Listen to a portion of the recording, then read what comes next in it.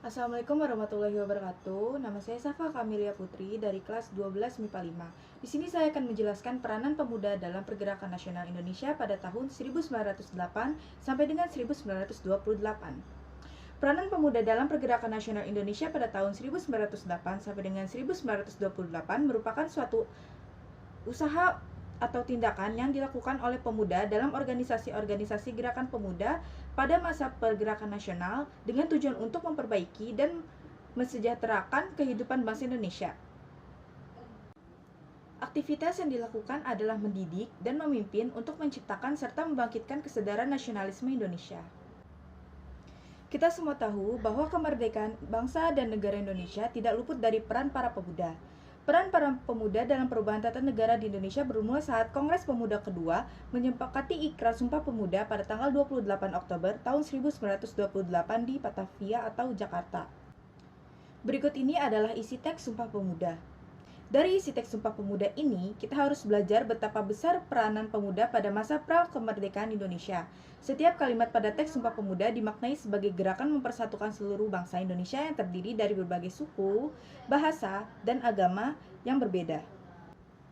Tak sampai di situ, setelah dicetuskannya Sumpah Pemuda, gelora para generasi muda dari seluruh pelosok negeri pun semakin bergemuruh. Sejarah mengungkapkan, setelah Sumpah Pemuda, banyak pemuda yang bergabung membentuk organisasi kepemudaan di berbagai daerah di Indonesia. Pada tahun 1928, beberapa di antara organisasi pemuda tersebut bahkan melakukan pergerakan melawan penjajahan. Peristiwa ini ditandai dari bergabungnya organisasi-organisasi pemuda di berbagai daerah. Di antaranya, Jong Java, Pemuda Indonesia, dan Jong Sumatera yang sepakat untuk bergabung dalam gerakan bernama Indonesia Muda yang dibentuk di Solo pada tanggal 21 Desember tahun 1930 silam. Kala itu, banyak tokoh Sumpah Pemuda diantaranya tokoh Radio Republik Indonesia Abdurrahman Saleh, Gubernur Sumatera Selatan Ahmad Bastari, sastrawan dan pahlawan Indonesia Muhammad Yamin, pencipta lagu anak-anak terkenal Ibu Sud, dan masih banyak lagi.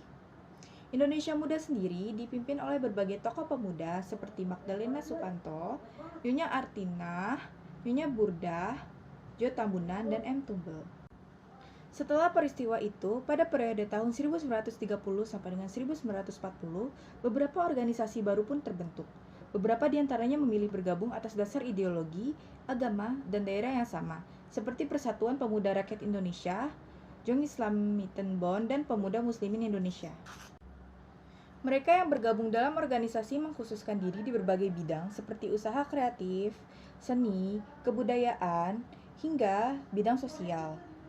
Sejalan dengan Sumpah Pemuda tahun 1928, mereka bersedia untuk bertanah air, berbangsa, dan berbahasa satu demi menuju kemerdekaan Indonesia.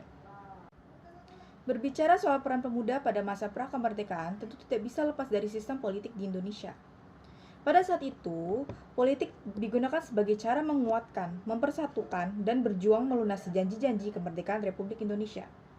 Politik dianggap sebagai alat yang paling efektif untuk menciptakan perubahan dan kemajuan bagi negara. Mengingat pada era itu, bangsa kita masih tergolong culture nation yang bergabung dari berbagai suku bangsa dari Sabang hingga Merauke. Itulah mengapa Sumpah Pemuda menjadi ikrar yang efektif mempersatukan para pemuda di Indonesia. Sekian dari saya, terima kasih. Wassalamualaikum warahmatullahi wabarakatuh.